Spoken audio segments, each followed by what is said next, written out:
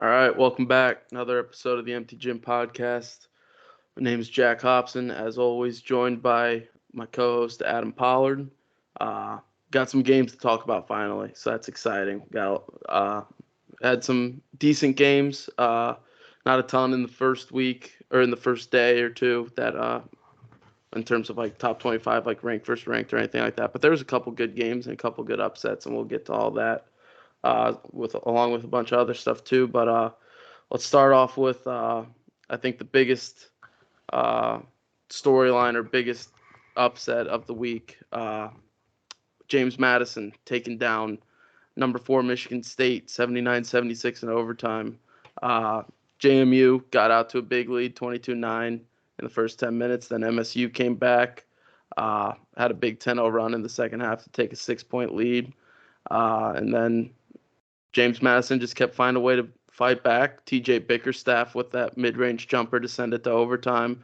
And then Raekwon Horton in overtime. His first basket of the game is a three to put James Madison up four and kind of clinch it. But crazy first game for a top 5 team going down to a mid major like James Madison. Yeah, it is crazy. Unfortunately, I did not get to watch this game as I got to watch about the first 5 to 6 minutes of it.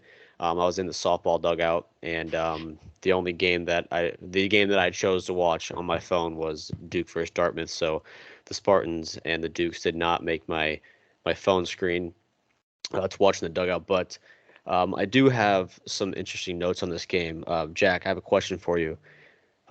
When do you think the last time an AP top 5 team lost their first game of the season, and what team do you think it was? Um, would it be when they did the Champions Classic first, or was it more recent than that?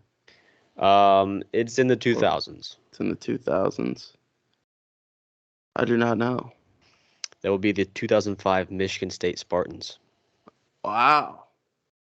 So back to back for the Spartans, and this is Izzo's first home November loss of his 29-year coaching career. So pretty bad for the Spartans right now, but I'm not worried about them.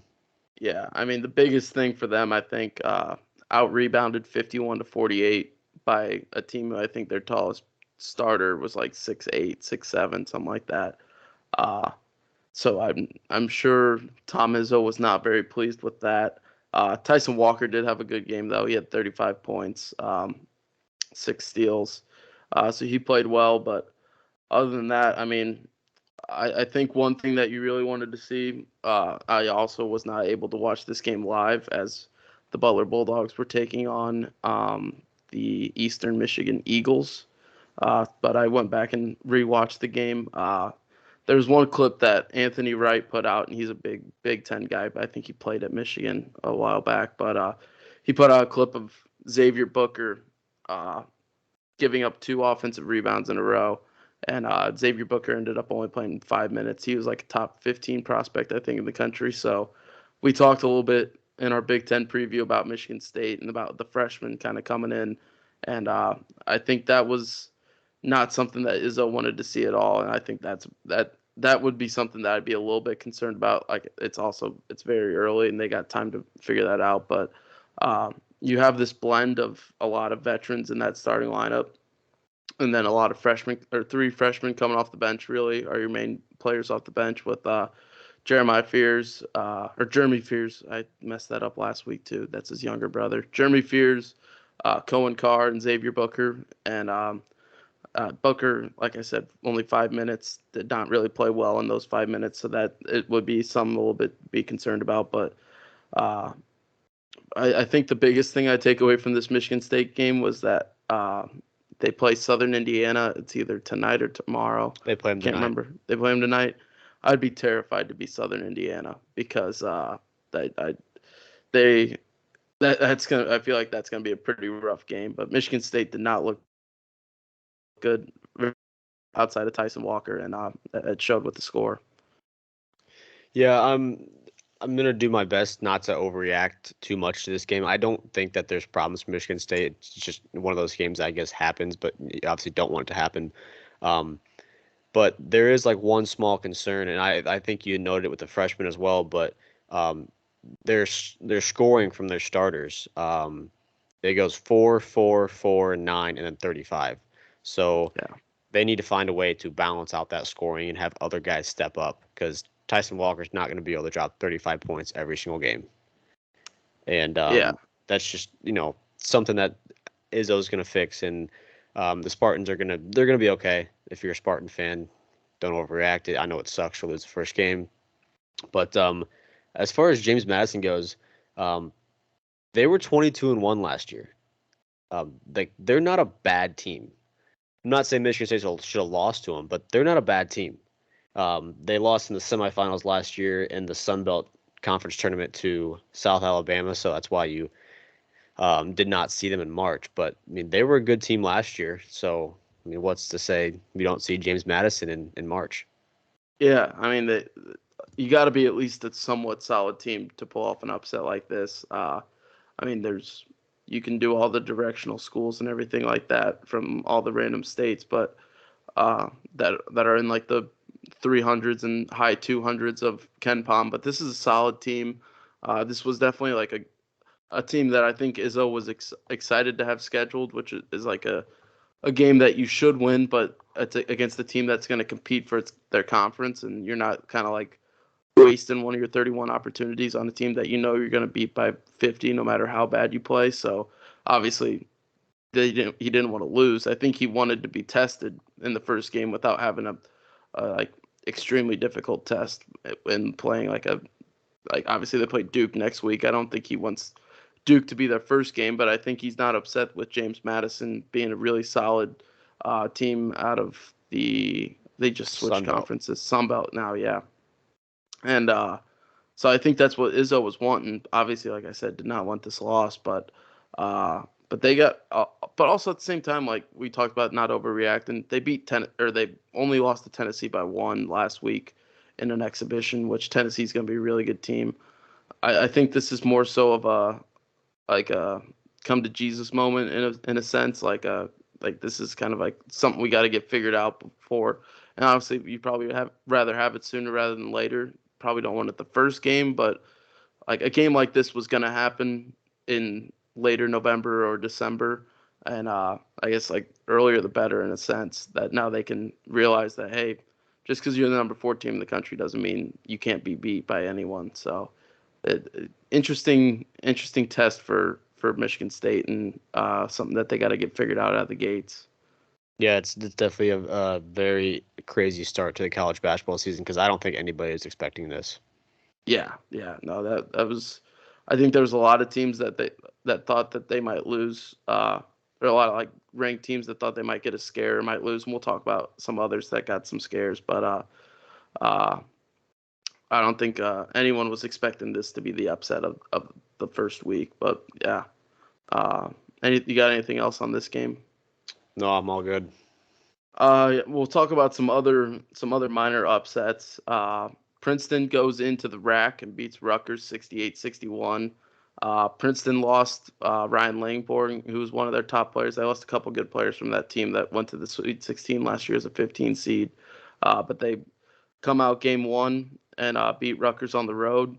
21 points and 9 rebounds for Matt Loco from Princeton. That could be a name. Princeton's always high up in the Ivy League standings and everything like that. I know Harvard kind of had a run for a while with Tommy Amaker. He's still there, but they kind of haven't had that success that they had for a while. So this is kind of wide open for Princeton and Yale are kind of those top two. And Yale's playing, I believe, tomorrow night against Gonzaga. We'll get to some of those games that are coming up tomorrow night and throughout the rest of the week later. But Ivy League's a solid league, and Princeton's a really good team in it. But the big thing here is I think Rutgers the last few years has always under Steve Peichel, the defense, and we, like I said, same thing with Michigan State, same thing with Rutgers. We talked about it last week in our preview. We know the defense is going to be there for Rutgers. How's the offense going to be? And it looked like it really struggled out there.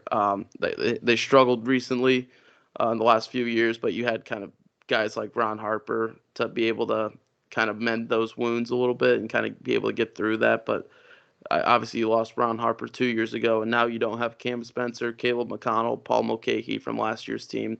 So I think figuring out the offense is going to be big. When your best offensive players are big, and Cliff Amorier, it's always going to be tough because he can't really create for himself. He's got to get the ball thrown to him and create from there. Uh, so the guards are something that needs fixed, but the offensive woes are my biggest concern for Rutgers. Yeah, and it's kind of similar to the Zach Edey situation that we kind of talked about in our Big Ten preview, where, when your best player is a big man, like you said, you have to have other people create for him. And if you don't have those people, or, they're not playing up to their level, that it just becomes tough to have your star player be your star player. Yeah.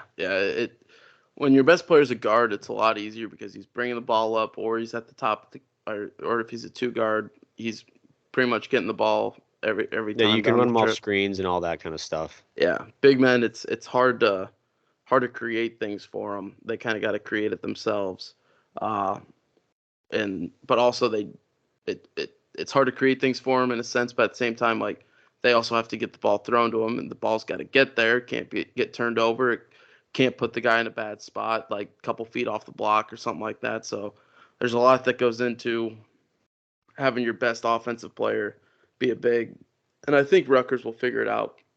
Obviously, the defense is good. They held Princeton under 70, like holding the team under 70.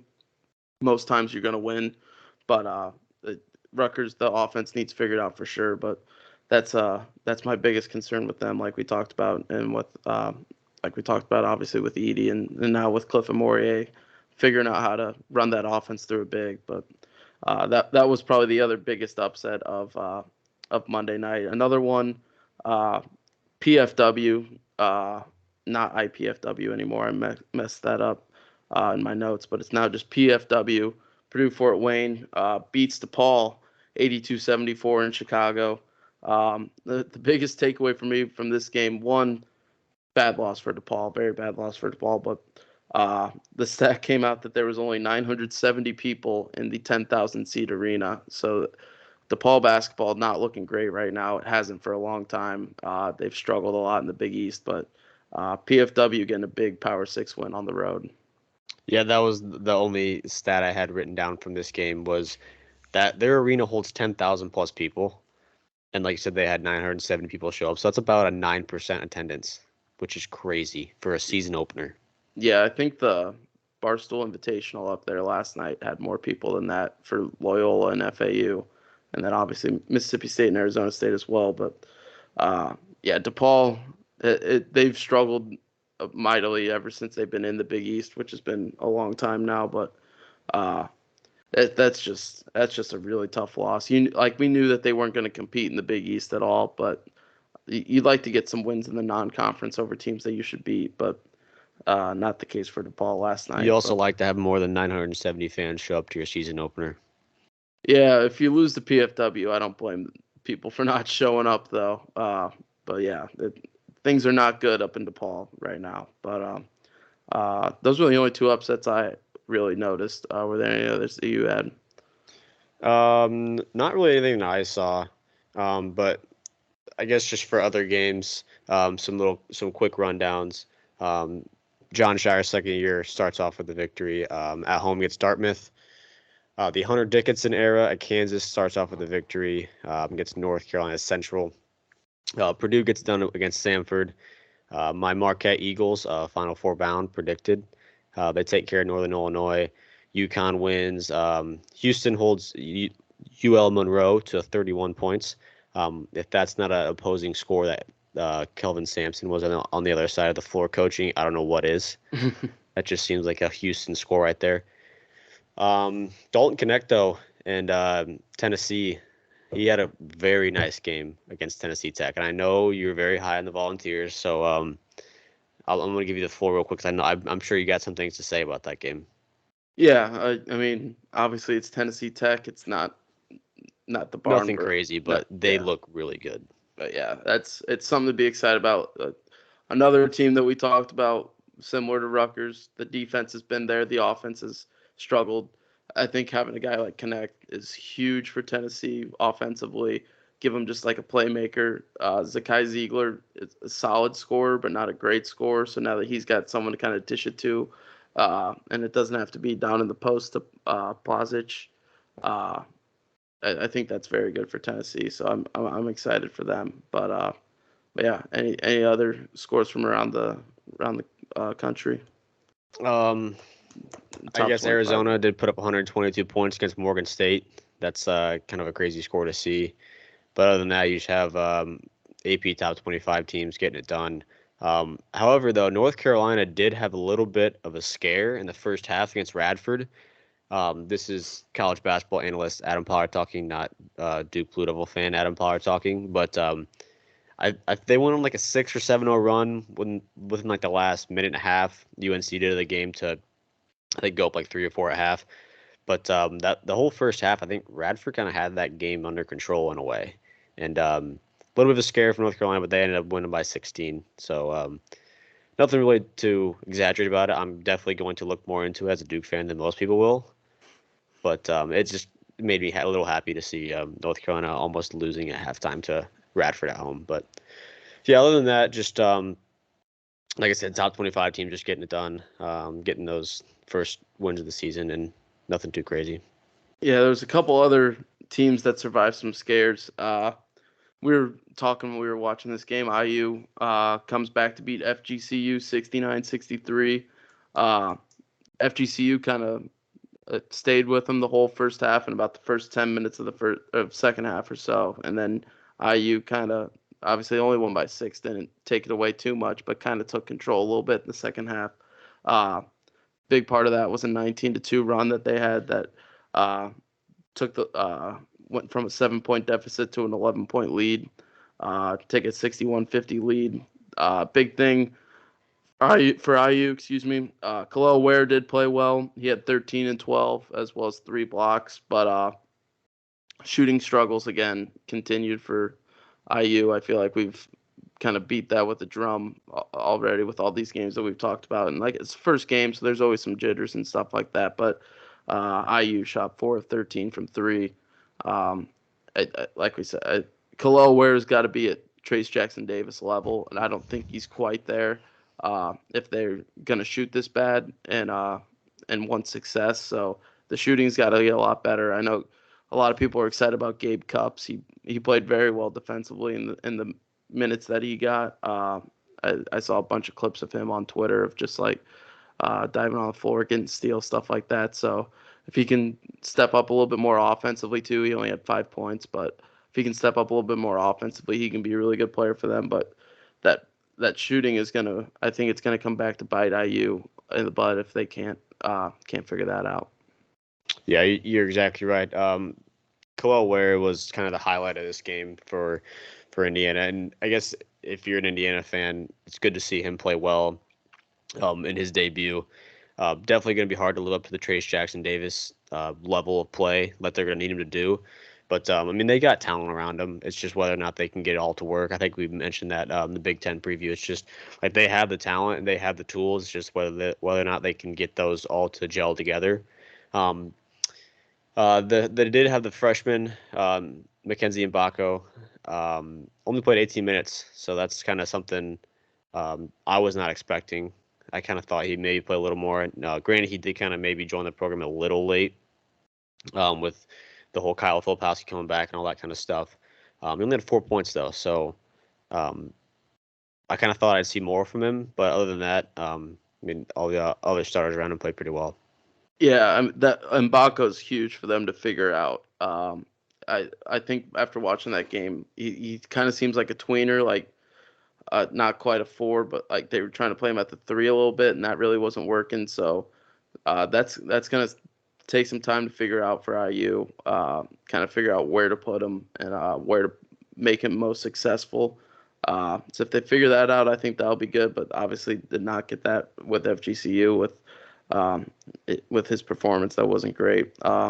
Another team, another Power 6 team that kind of survived a scare, Louisville.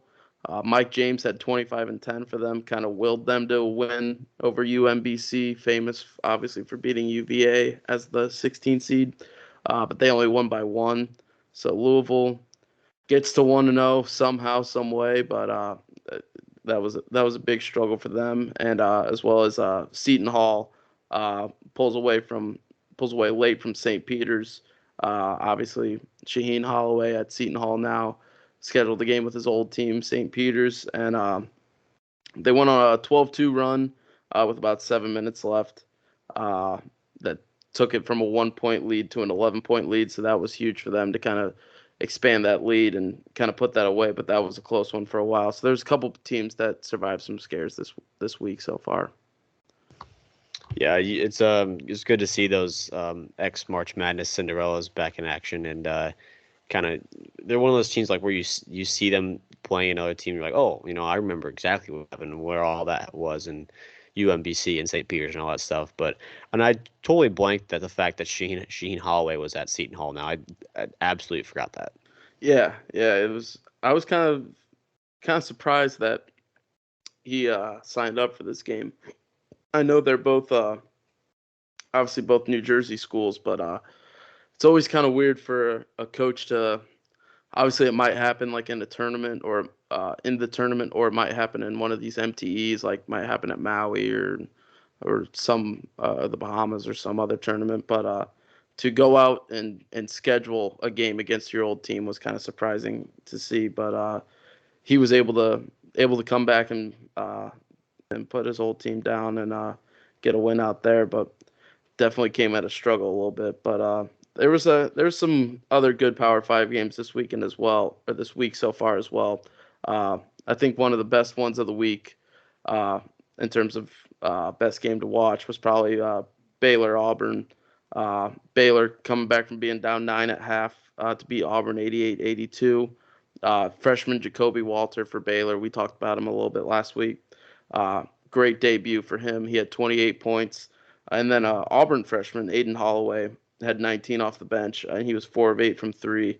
The game was kind of a foul fest. There was times where the game was really fun to watch, and it was kind of flowing a lot, but there's a lot of fouls in it, a lot of stops, but stoppage of play. But the freshman kind of showed out for both teams in that one. Yeah, Jacoby Walters is very good, and he's going to be very good in the NBA. Another thing too is I think Bruce Pearl is a very underrated coach in college basketball because it just feels. I mean, he had his run. What was like a couple years ago when Auburn went to the Final Four and all that stuff, and he had some good Auburn teams. Produced a couple top 15 NBA picks, but I think he's a very underrated college basketball coach. And like you kind of forget that he's kind of not in that upper echelon of coaches, but I think he's up there and like those rankings in a way. Yeah, he's definitely a great coach. Obviously, had that Final Four run, has had some really good teams at Auburn. This one not expected to be that like on that level. There's probably should make the tournament, but not quite expected to be on that deep run level, stuff like that. But if Aiden Holloway keeps playing like this, they got a chance. The big thing for me coming out of this game too was that Jonathan Chama Chachua only played 7 minutes. That was someone who I thought was going to have to be a key piece for them. Like we knew Jacoby Walter was going to be good. Probably didn't know he was going to be this good out of the gates, but knew Jacoby Walter was going to be good. Knew they were going to be great defensively. But Chama Chachua only playing 7 minutes kind of surprised me. Yeah, you're exactly right. And I'm gonna butcher his name, but Auburn center, forward, power forward, whatever. Johnny Broom. I think he had like 2 or 3 threes. Yeah. And if that's something that Auburn can get going, and like if he can continue, those shooting successes, they're gonna be very dangerous because that allows the floor to be stretched out and all that stuff, and for those guards to have those driving lanes and all that stuff. But I did find it funny. He made I think 2 threes in a row, and then he kind of had a heat check and he airballed it. So that was I know that very familiar right there. Yeah, that's something that all of us have done before. But yeah, it's a heat check. You have to do a heat check every once in a while. Yeah, but Baylor played well. Auburn played well. I think both coaches can be happy with that performance. But that was a fun game to watch on Tuesday. A good game on not necessarily a good game, but a fun game to watch a little bit was on Monday. USC beating Kansas State. USC without Bronny James, obviously, and another highly touted freshman, Brandon Gardner. So Boogie Ellis kind of took over there. He had 24, 8, and 5 for them. And also freshman Isaiah Collier with 18 on 7-9 shooting and 6 assists. He did kind of struggle with turnovers, had 6 of them, and also fouled out. So definitely some stuff to clean up there for the freshman. But good showing from USC. Yeah, and I think the struggles from Isaiah Collier, they're going to work their way out. It's just the, freshman first college basketball game. Some works better than others. There's been multiple previously highly talented freshmen that come in, and their first games are not what have been in their high school tapes and all that kind of stuff and their high school resumes. But it's just the first game. So I think all those turnovers and fouls will work their way out. Yeah, and for Kansas State, North Texas transfer Tyler Perry. He had 22, but wasn't a very efficient 22. He was 5 of 17 from the field, 4 of 12 from three. So good to see him scoring 22 points. Would like to see it in a lot less shots and a lot higher percentage. So that's something they got to figure out. And their other transfer, the 4 from Creighton, Arthur Kaluma, he struggled a lot. Only 6 points on 1 of 11 shooting. So the offense needs figured out for Kansas State, especially with those 2 transfers. Yeah, and that was something we kind of talked about when we kind of did our Kansas State preview about how when you lose 2 of your main scorers and studs like Marquise Noel and Keontae Johnson, that someone's going to also have to step up. There's going to be a couple games where things don't work as well, but they'll figure it out. It's just like I said, when you lose 2 guys like that, there's going to be some kinks in the road. Yeah, that's for sure. Especially 2 guys like that who played so well in March Madness. But they filled those spots with 2 older transfers. I think they'll get it figured out, but it might just take a little bit of time to gel and everything. And I definitely trust Jerome Tang to get that figured out. I mean, people forget Butler beat Kansas State last year in How late could you November. forget? People forget, but I the definitely dogs forgot. I'll go ahead and say that I forgot. Yeah, I did not. Kansas State was like 8 or like 7-0 or something like that coming into that game, and then we beat them. And then I was like, maybe Kansas State isn't good, or maybe we're really good, and it turned out to be the opposite for Kansas both. State is really good. And Butler was not very good, yeah, that was a fun game to watch too. But just some quick hits to fly through as well, and then some news and notes also. Bradley. We're both big Bradley supporters. They got a big win in overtime over UAB, 73-71, with Darius Hannah getting that layup with about 10, 11 seconds left, something like that for the game winner. So that was really cool to see. And that was a brilliant play that head coach Brian Wardle drew up right there. And the highlight of this game, I think, or the highlight performance of this game was Malavi Lyons with 24 points and 14 rebounds, reigning Valley Defensive Player of the Year, and it was very good to see him play like that because he usually does not score too much. So it was good to see someone pick up that scoring role after we lose Rank Mast. Yeah, and going all the way back to our mid-major preview when we talked about Bradley, we talked about how Leon's needed to kind of step up offensively. We knew that obviously reigning Missouri Valley Defensive Player of the Year, knew that he was going to be able to do well on that end. But yeah, to see him have such a great game offensively was really cool, really good to see for Bradley. This is a big win for them. I think a win that obviously we're kind of junkies and look into the mid majors and stuff like that, but not a lot of people do. But I think this is a win that's huge for Bradley. Get a win against a team like UAB, who was right on the cusp of being in the tournament last year. If they could have found a way to beat Florida Atlantic in the Conference USA tournament last year, but they move up to the AAC, excuse me, as well with a bunch of other teams from Conference USA. So this is a good UAB team that Bradley was able to beat on the road, and a good resume win for kind of the seed lines. If like this probably isn't a win that gets you into the tournament as a at large or anything like that for Bradley. It's tough to get multiple teams in the league, or multiple teams in the tournament from the league now in the Missouri Valley. But this is a win that if they can obviously this is looking pretty far ahead, but if they can win that Missouri Valley tournament, this is a win that kind of helps that seed line a little bit, maybe gives them a little bit easier game in the first round. Yeah, I love that we're already looking into March Madness and seed lines and everything like that. The only kind of concern I have with this Bradley team and watching that game was they were up 16 points at half, and they took them overtime to beat UAB. Now, granted, UAB is a very good team, but when you're up 16, it's like the keep the foot on the gas kind of thing, and they kind of let UAB back into the game. So that's like kind of the only concern that I have with Bradley right now. But I mean, a win's a win. I'm not gonna denigrate this win too much at all because we beat a very good UAB team as 4.5-point underdogs on the road. Yeah, I think you're going to get that, especially when you're on the road. I feel like all the time when someone's got a big halftime lead on the road, it usually starts to slip pretty quick. So I think especially like obviously not to take away from that negative, and I think it's definitely a good point to have that they did lose that lead, but I think also to be able to lose that lead and still come out with a win and kind of battle through that adversity.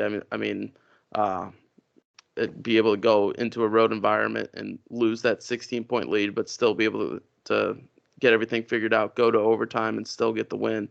Was pretty big for Bradley. But looking forward to Bradley this year. I think they're going to be a really good team in the Valley. Uh, yeah. All about to be. All about to be. Another big mid-major game that I was tuned in for and enjoyed a lot. North Texas uh, puts away Northern Iowa 83-77. That was a close game throughout. That was a really fun mid-major game to watch. But North Texas was able to get the win, so the Valley couldn't go into two different AAC teams and get road wins. But good showing by Northern Iowa still. Yeah, Bowen Bourne. How many points did he have? Do you know? I don't know off the top of my head. I'm trying to look it up, but my computer's being very slow. But yeah, I guess only the good Valley teams can go in and beat those AAC teams.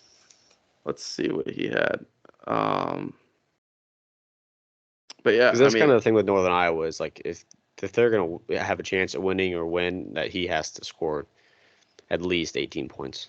Yeah, he only had 14, which like still solid, but only 14 for him. He was 6 of 17 from the field, 2 of 9 from three. So that was a struggle for him. That's kind of where the game was lost in a way. Yeah. He also does get to the free throw line a lot. How many free throws did he shoot? He shot no free throws. So there's another problem. Yeah. Nate Heisey was the big player for Northern Iowa. He got a lot of buckets late to keep them in it.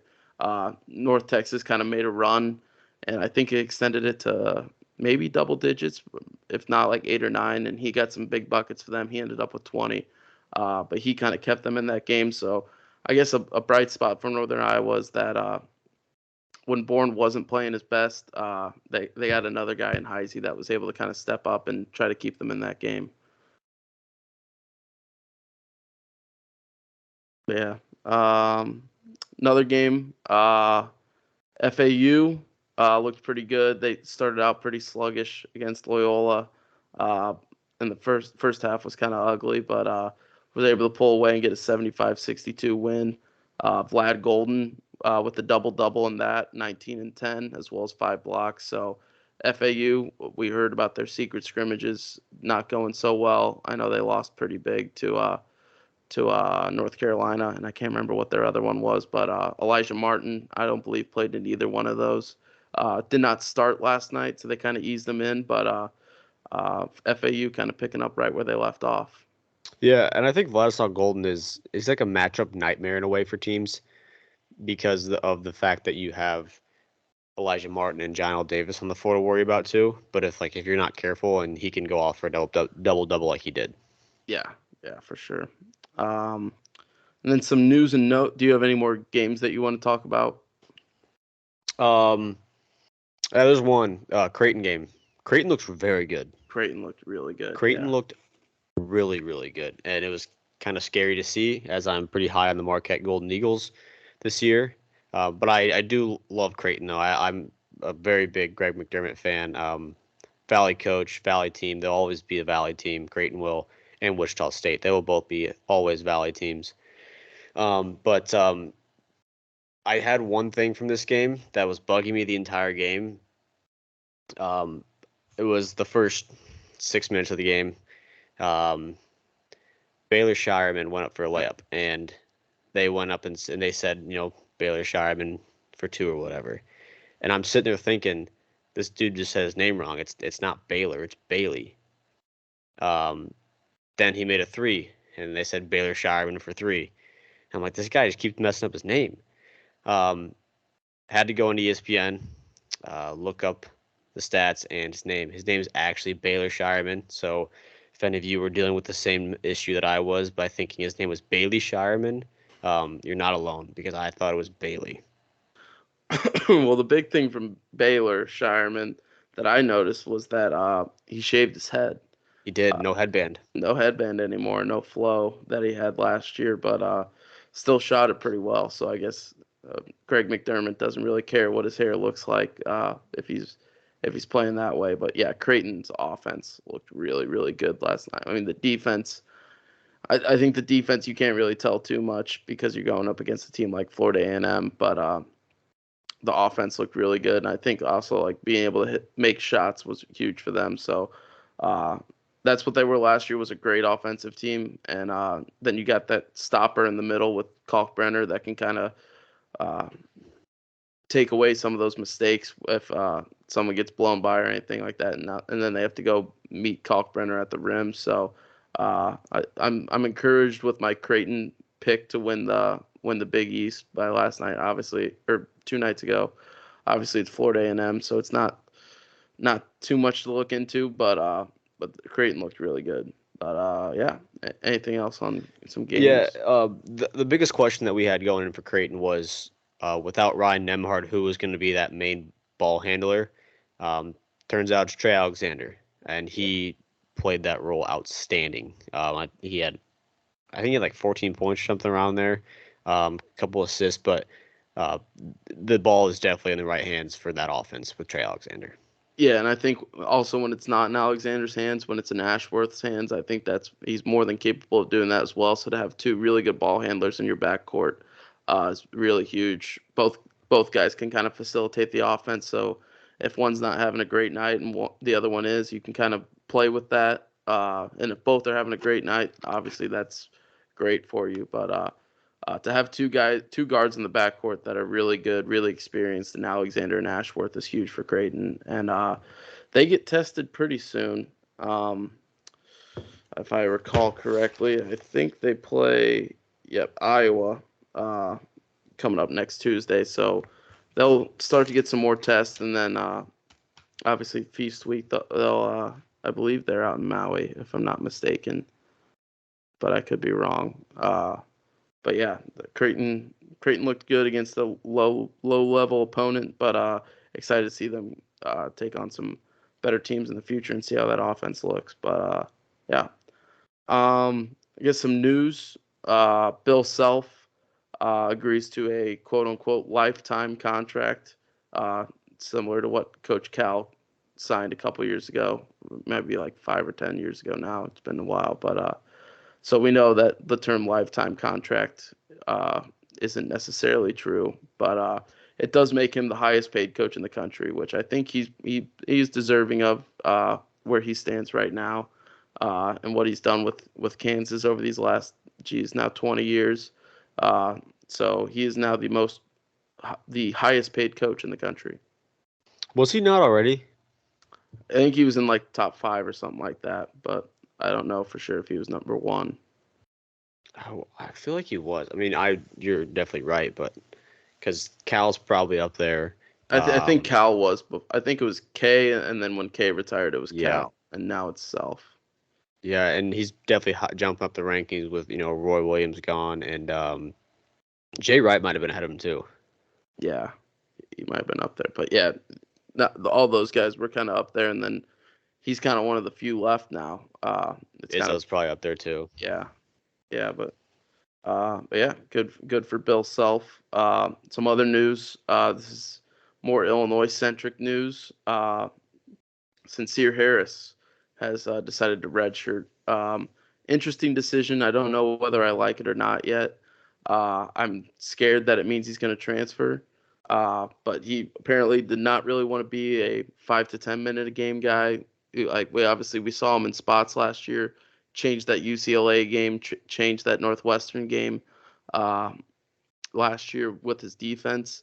Offense was definitely something that he'd worked on. I don't think he got to where he wanted to get with that over this summer. So I think I'm not I'm not upset that he's redshirting. I think he was gonna win us a couple games that we might lose this year because of his defensive pressure. But I think kind of taking this time to redshirt and develop a little bit more, especially with I'll get to it in my shout outs, but when you got a guy like Dre Gibbs Lawhorn who played really good against EIU, it looked like it was going to be tough for him to find minutes, so he ended up deciding to redshirt. Yeah, I feel like this is a recipe for transfer, Yeah, unfortunately for you.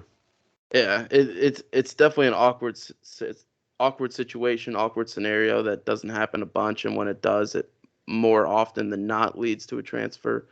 Um, we'll just kind of see what ends up happening with that, but I would not be surprised if this leads to a transfer, but if it doesn't, I think this could pay off very well for him and very well for Illinois as well. But and obviously, right now, it sounds like the goal is obviously all the people coming out and talking about it are saying that it's just he just wants to develop and be able to be like a 20 to 25 minute a game guy next year. But will that sentiment be the same when we get into like February and March and he's been sitting for 4 months and hasn't played a game in a while? That'll be interesting to see. So who knows what the thoughts are with it now. I think we'll learn a lot more as the year progresses, especially uh, I think if the semester passes, I think that's a very good chance that he stays if he hasn't transferred by the end of the semester. Uh, because people are able to mid-season transfer, but they won't be able to play uh, in that season. So if he decides to enter the portal and join somewhere mid-year, obviously, he want to be able to play, but I think if we can get through the semester without him transferring, I think that would uh, be a good sign of him staying. But that'll all just kind of play out over the next couple months. But yeah, that's all the news I got right now. You got anything else on that? No, that's it. All right, let's move to our news segment that we're trying out. Our team and our story of the week. So Adam, I'll kick it to you first. Who's your team of the week? I feel like this is probably fairly obvious. Yeah, it is fairly obvious. My team of the week is the James Madison Dukes. Definitely the most deserving team of this week's award, to say. Going into Michigan State and beating them, like we already talked about the whole entire game. It's definitely a huge win for James Madison and a very deserving of the team of the week. Yeah, I mean that be able to go on a road game against the Big Ten, much less one that's top 5 in the country, and come out with a win is huge for them. So very deserving for them. I thought that you would say that, so I came with a backup of I'm going with Baylor. Part of it is just how well they played, especially with Jacoby Walter. But and I'll get this too in my shout outs. But also just like stepping up and playing someone first game of the year. We don't see that very often, so that was really cool to see them play a Power Six team on a neutral site. It would have been a lot cooler if this game was on campus at either campus, but regardless, at least they played each other.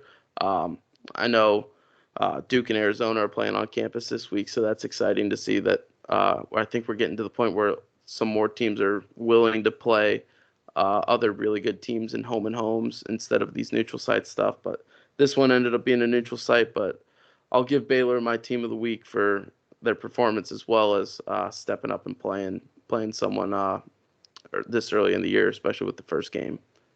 Yeah, and that was like the first game that when I was watching it felt like, college basketball's back.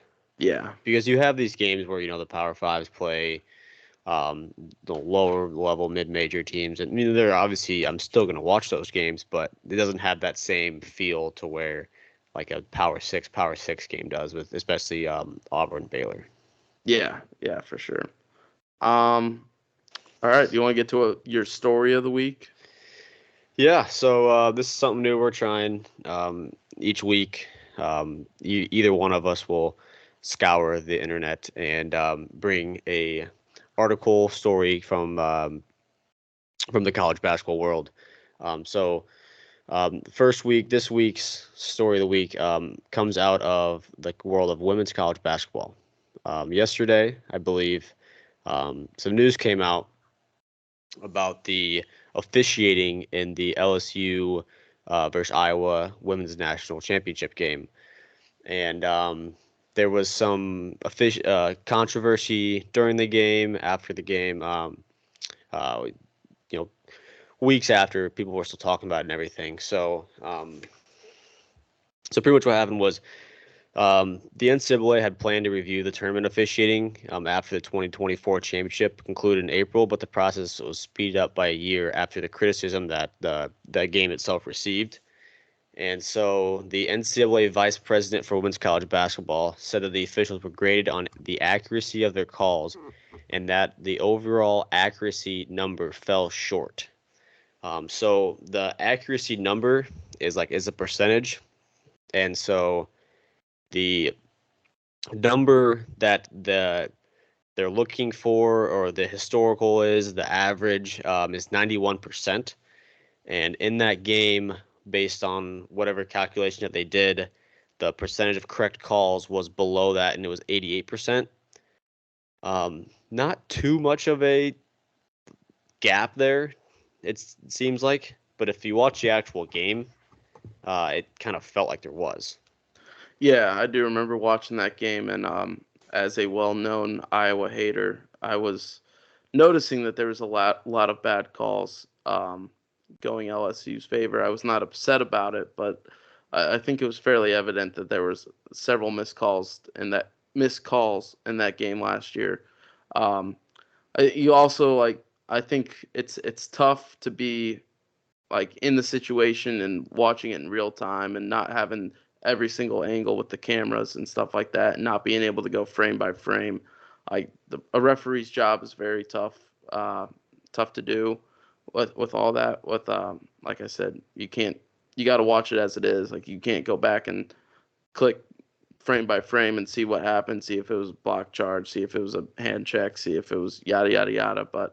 Uh, but yeah, there were some tough calls in that game last year, and it's kind of interesting that they did speed up that process and come out with that earlier. And I don't know if that maybe makes it sting a little bit more for Iowa. Probably definitely does, but definitely an interesting story there. Yeah, so the review was done by the NCAA themselves, and an independent review was not listed, but it was like the details were provided to the Associated Press. So according to the independent review, mistakes made during the game included a foul call on Angel Reese at the end of the first quarter. That was her second of the game. In the third quarter, two offensive fouls were missed, one by each team. Both resulted in video monitor reviews, but neither ended up penalizing the offensive player, said the official. Um, who did the review for on condition? Never mind. That's on condition of anonymity. That definitely butchered that. That was horrible. Anonymity, is that what the word is? I don't know. I don't know. Because of like the feared criticism that could affect their career. Um, and Like being anonymous. yes, that's what I just butchered that word. Yeah. Um, the North Carolina women's head basketball coach did come out and say that officiating across the board has been a concern for people, and they did actually change a rule though. This uh, for this season for NCAA did. And it definitely comes out of this game because there was a play in the game. It's listed here. It says players now will no longer be charged with a technical foul for certain delay of game violations like the one given to Caitlin Clark late in the third quarter because she didn't pass the ball to an official after the foul was called. Since it was the second delay of game violation for Iowa, Clark was charged with a technical foul, and that was her fourth of the game. So that's one of those fouls and foul calls that definitely changes the game because that puts Clark at 4 fouls now. So you have to be conservative on the minutes and everything, and obviously players know that you have 4 fouls, so they're going to try to attack you, go out the basket, all that kind of stuff. So the actual rule change itself was, if I can find it.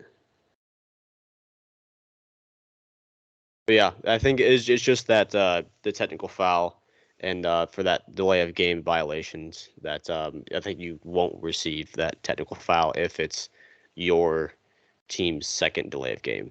Yeah, it probably turned into like a team technical instead of Yeah, a individual one. Yeah, because which that's makes kind of sense. It makes sense. yeah, she shouldn't get penalized because they had one earlier in the game. Like if it was a technical foul for every delay of game, that's one thing. But if it's 2 team delay of games results in a technical, she should not get that technical foul. I And forgot about that call. yeah, But and I think if it's like if she were to have 2 delay of game technical or delay of game penalties fouls, then I could see a technical foul being issued to her. Like that makes sense. But yeah, if it's someone else in the team or whatever, and then they're the second person to do it, then that's kind of screws them over. So like you said, she shouldn't be charged for that, and I think it's a good rule change though. yeah, I do remember wondering why that was a technical, but not being upset about it. Yeah, I knew you were a big LSU fan for what, couple days. Yeah, I did make a purchase of an LSU women's basketball national championship shirt. Almost wore it to Iowa City when I was visiting some friends, but I thought that would have been a bad idea, so I ended up not doing that. But I do That have was the probably shirt still. smart. Yeah. Um, I have a story of the week as well. If you're done with yours. Yeah, let's hear it. Um, so in the Nevada Sacramento State game, with about 5 minutes and 40 seconds left, there was a delay in the game because of bats entering the arena. I believe there were 2 bats. Uh, and this was also in the middle of a 12-2 run for Sacramento State that cut a lead that was once 16 points to 3 points. And then after that delay, which lasted, I believe, like 5 to 10 minutes, somewhere around there, Nevada then went on a 17-6 run to win 77-63. So there's maybe some conspiracy theories out there about Nevada letting bats into the arena to delay or to stop the momentum of Sacramento State. But regardless of that, head coach Steve Alford was not happy with it. His quote was, "We're a big time basketball program, and we shouldn't be dealing with bats." Uh, That is a funny quote. like that's just the best like no context quote of I was all gonna say, time. like, if that's taken out of context, like you just like read that quote, that's funny. Yeah, and this is actually not the first time that there have been bats that entered the Lawler Event Center, which is the basketball arena at Nevada. Back in 2017, the Nevada Department of Wildlife confirmed at one point, I believe it was in the summer, it wasn't during a game, but at one point uh, there were up to 30 bats in the Lawler Event Center. So this has been a common problem 30? for yeah. It's been a common problem for the Wolfpack in their home arena, but yeah, who knows what happens if those bats don't fly in? Maybe we'd be talking about Nevada getting upset by Sacramento State. Maybe we would. Okay, so here's the thing. 2 things. Number 1, where's Mono Ginobili when you need him? Um, Number 2, if this was actually like a planned, let's release the bats into the arena to stop this Sacramento State run, Nevada wins the national championship this year. They already have won it. Yeah, because they'll just every time if they're playing San Diego State at home in February or something like that, whenever they end up playing in the Mountain West, and San Diego State goes on a quick run, just let some bats out and switch the momentum. I mean, that's thinking outside the box right there. That's just using all your resources. That's Exactly. Michigan fans probably love that right now. And maybe this is a dumb statement, but I didn't know there were too many bats in Nevada. Yeah, I did not realize that Nevada was a big bat state. I knew that Texas was with the bat going into San Antonio. Like in Austin, I was in Austin one time, and there's like at the same time every night, or like around the same time, like a bunch of bats just like fly down the river in Austin, and it's like hundreds of them. So like I knew Texas was a big bat state. I did not So realize that was. Batman confirmed lives in Austin. Steve Alford did say that one of his assistants' little kids thinks that Spider-Man is coming to the next game. So he was excited to see the bats, but Steve Alford himself was not. But yeah, that's my story of the week. That's a great story. I Yeah. love that quote though. We're a big time college basketball program. We should not be dealing with bats. Yeah, like I said, the no context with that is just absurd. Like if you just took that clip out Yeah. of that press conference clip out and put it anywhere, everyone would be like, "What the hell is this?" Yeah, what's going on?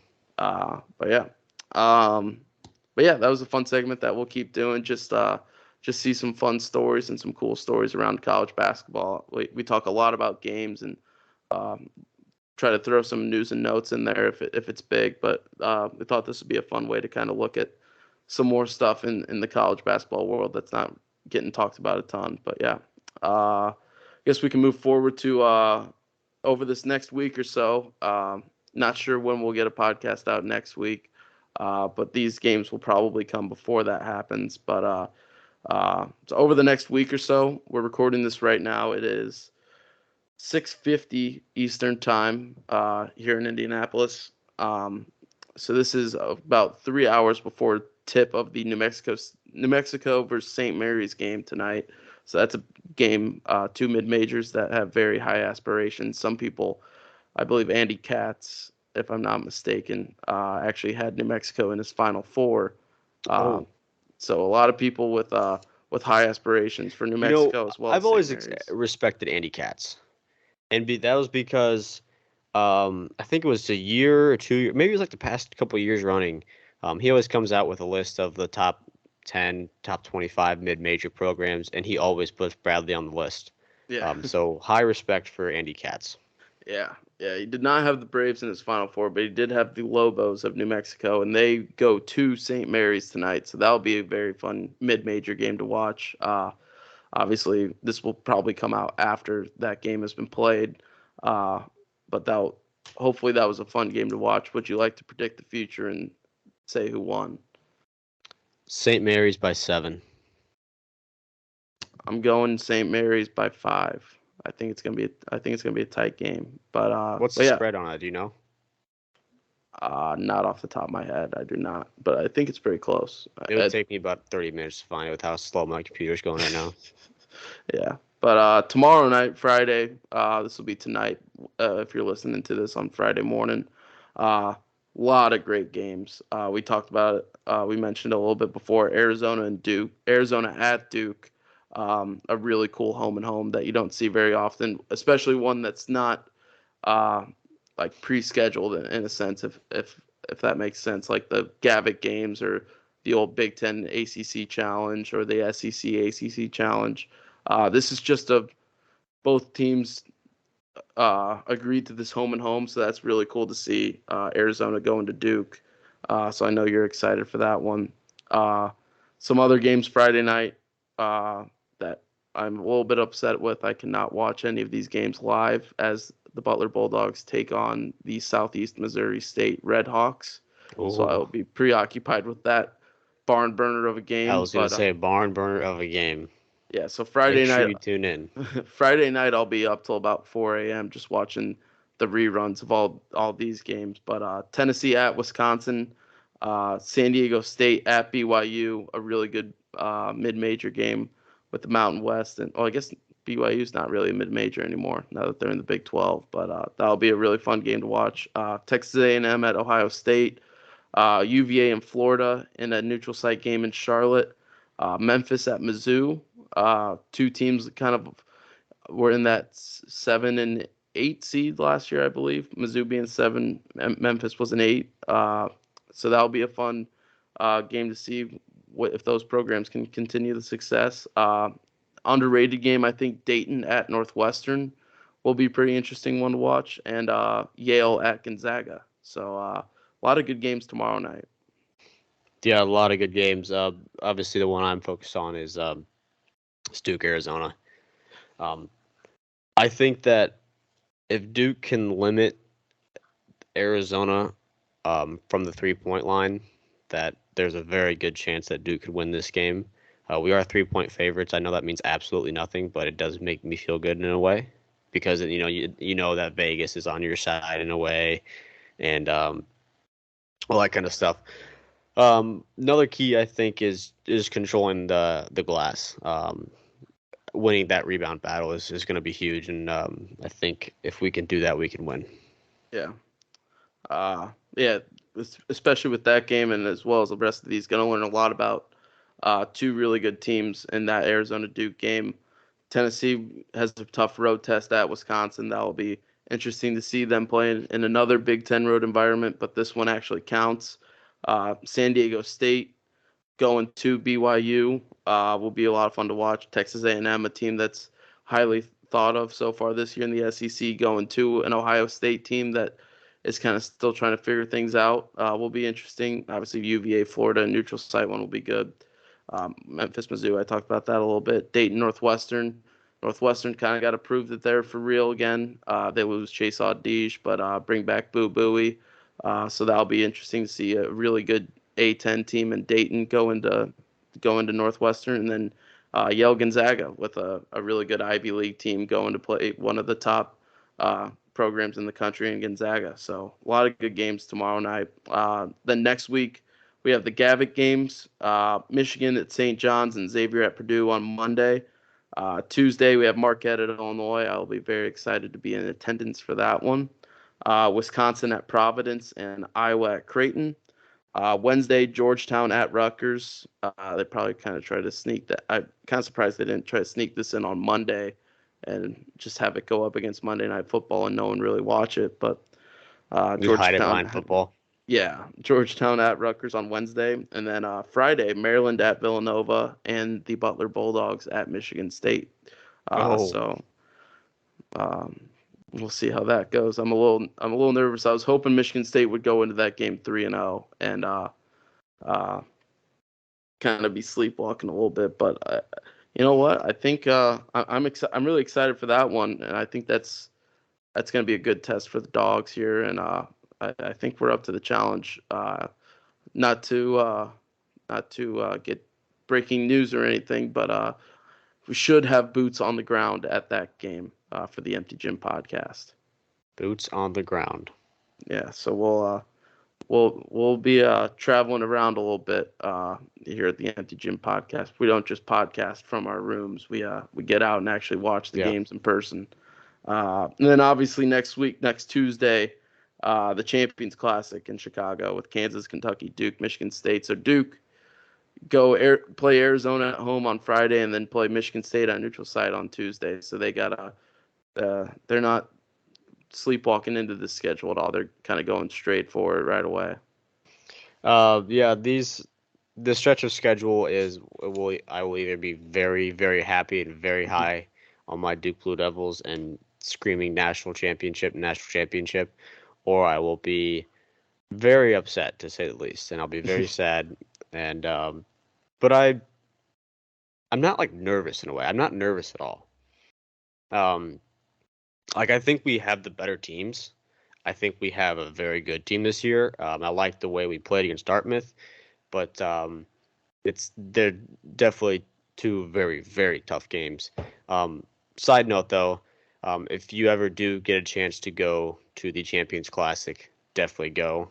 It's a very cool atmosphere, just with having four huge college basketball programs and fans all in one area, and staying and watching this session before, the session after, all that stuff. It's a very cool environment. So if you have the chance to go, I strongly encourage it.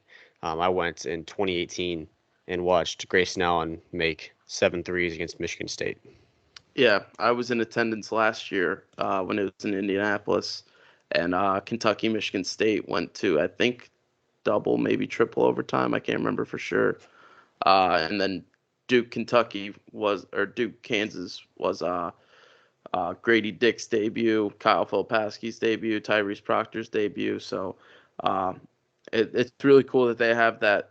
It's not the first week of the year, which kind of stinks. It would be really cool if that was the first game of the year, but I know those coaches really don't want to do that. Yeah. But to have it second week of the year and everyone's usually like second or third game of the year is really cool, and it's a really cool thing that they put on, and all those teams are good just about every year. So that's a really cool event. But yeah, that's pretty much all I got. Should we get into shout outs? Let's get to shout outs. I'll let you take the lead on this one first. All right. My shout out is the Chicago Bears.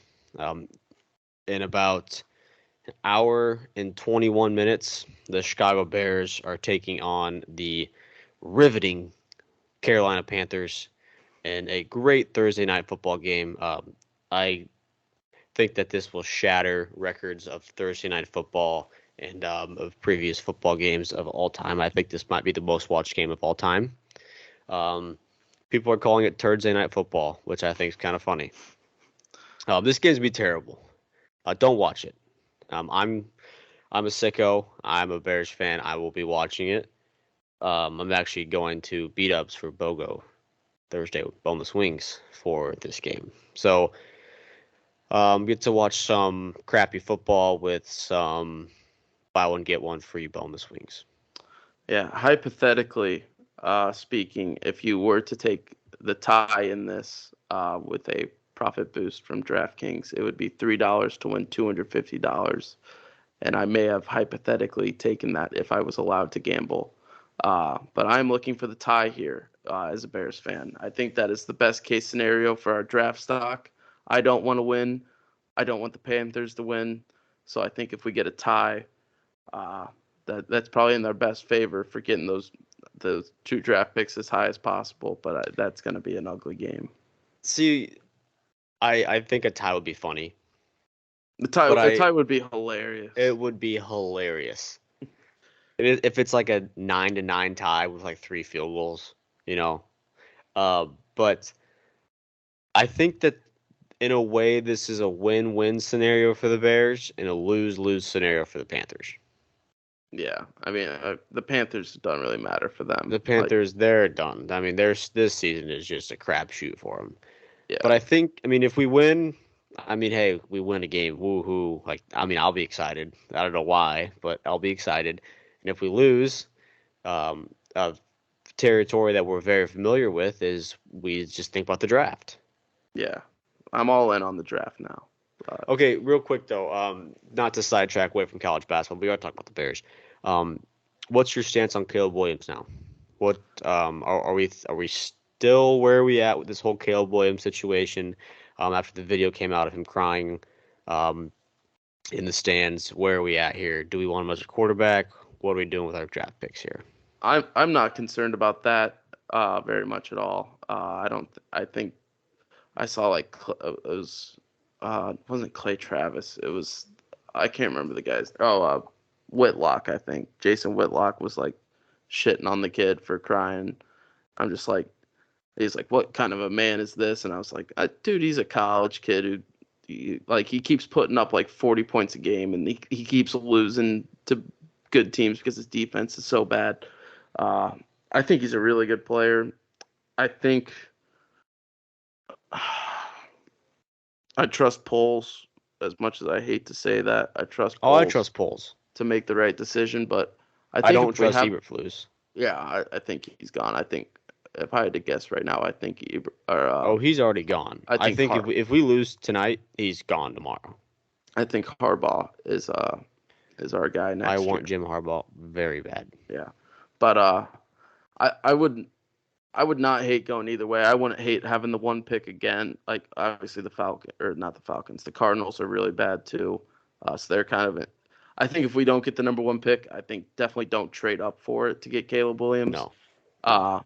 If we have the number 1 pick, I honestly wouldn't be upset with sticking with Fields and trading back and getting even more. If we can get Marvin Harrison, I think that'd be huge. If we could get like a D end or an offensive lineman, kind of, because like our best 2 offensive linemen right now are the guys we've drafted in the last 2 years with Darnell Wright and Tevin Jenkins. So I think if we can get I really want to get Marvin Harrison and kind of have a bigger receiver threat. Because then you got like the speedster with DJ Moore, and then you got like the 50-50 jump ball guy with Marvin Harrison. I think that would be a really good duo with wide receivers. So I think I'm still on the, as much as it's painful to say it sometimes, I'm still on the Fields train. I still Oh like him. yeah, I'm still on the Fields train. I still think he can be good if we can build around him. Like, obviously, he hasn't played to the best of his ability, but I think he can still be a really good player for us. But yeah, I right now, like, I would not take Caleb Williams, and that's not a knock on him. I think he's far and away the number one pick. But I just think like, I think you, I think we can do it with Fields and Yeah. be able to get more draft capital back. Yeah, I think if we do, we're just going backwards. Yeah, you're just restarting everything But again. here's the thing. So let's say hypothetically, we keep Justin Fields. Um, we have a chance to draft Marvin Harrison, and Jim Harbaugh is our head coach. We have a little bit of Ohio State, Michigan kind of thing going. I Do you think think they Jim can. Harbaugh will be like, no, I'm not drafting Marvin Harrison. I'm trading Justin Fields just because they're Ohio State guys, and he'll draft JJ McCarthy in like the third round or something like that. If it's a pick between Marvin Harrison or Jim Harbaugh, I'm picking Marvin Harrison. I'm picking Jim Harbaugh.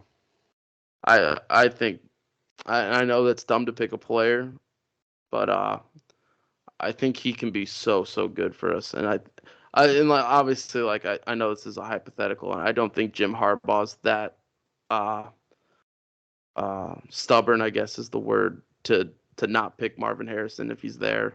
But if he did come in with the condition that he would say that like we're not drafting Marvin Harrison when if he's available, I would probably pick Marvin Harrison over him. But that might be dumb. But I think we can find another I mean, I solid wouldn't be coach. mad either way, but I just feel like the Bears have not had me to our best recent coach was Lovie Smith, and that feels Yeah, like it was 45 years ago. yeah. Don't never forget we fired him after a 10-6 season. Yes, we did. But yeah, you have any more shout outs? No, that was my only shout out. I kind of went on a tangent, but yeah, don't watch football tonight. Moral of the story: don't watch Yeah. football tonight. Take a night off. This is a night off for America. Go to the Um, apple orchard. yeah, go to the apple orchard. Yes, Or I guess we're in the time. Go pick out a Christmas tree or something like that. yeah, go or go buy your turkey for Thanksgiving. I don't know if you buy them this early. I don't know. You chuck it in the freezer or something. Yeah. But do something productive that you Mhm. don't normally do on Thursday nights because you're Yeah. watching football. Yeah. All right. I have a couple shout outs. First of all, shout out college basketball just being back. That was kind of a given. Excited that it's back. Shout out Baylor and Auburn. Kind of talked about that earlier, but for playing each other, first game of the year. Uh, we saw a couple teams play some solid teams, but I think that was probably the best matchup. That and probably USC Kansas State as well. Uh, so shout out them for playing another Power Six team first game of the year, and then shout out the freshmen of the class of 2023. Talked about Isaiah Collier, we talked about Jacoby Walter, and we talked about Eden Holloway from Auburn. But also some other standout performances from some freshmen in their first games. Pitt freshman Carlton Carrington, which is a fun name to say. Uh, had a triple double against North Carolina A&T. He had 18, 12, and 10, and is the first Pitt player to have a triple double since 1998. Not just the first freshman, but the first player to have a triple double in 25 years for Pitt, and to do it in his first game, albeit against North Carolina A&T, but still kind of crazy to have a triple double with 18 points in your first game in college. Notre Dame freshman Marcus Burton had 29 points versus Niagara. Iowa State freshman Milan Momcilovic had 18 points and 7 rebounds, all 18 points coming on 6 threes. So shout out to him. Kentucky, Rob Dillingham was kind of he was like the number one pick or number one ranked kid in his class when he was a junior, and then he kind of dropped to like 25, and he's kind of overshadowed by DJ Wagner and that other Kentucky freshman whose name I'm blanking on. No, Do go you? ahead. Yeah. No. But he had 17 points a couple nights ago against New Mexico State. And Draven Gibbs Lawhorn from Illinois had 17 points versus EIU. So shout out all the freshmen having big performances in their first game. But yeah, you got anything else or? Not really. No, I'm just excited to have college basketball back. It feels good to talk about live games instead of just previewing everything and pulling stats from last year and making assumptions and all that stuff. I mean, we did make a lot of assumptions after all these games, but it's good to see college basketball on my TV again. Yeah, they might be overreactions, but at least we're reacting instead of previewing and assuming now. So, gonna learn a lot about college basketball over the next week with all these games going on, and then after next week, then it's feast week. Maui's gonna be crazy. Bahamas are gonna be crazy. ESPN Invitational down in Kissimmee, Florida. Butler Bulldogs will be in that first game against FAU. So a lot of good basketball coming up over the next couple of weeks. So we're gonna start to learn more about these teams. It's only November, so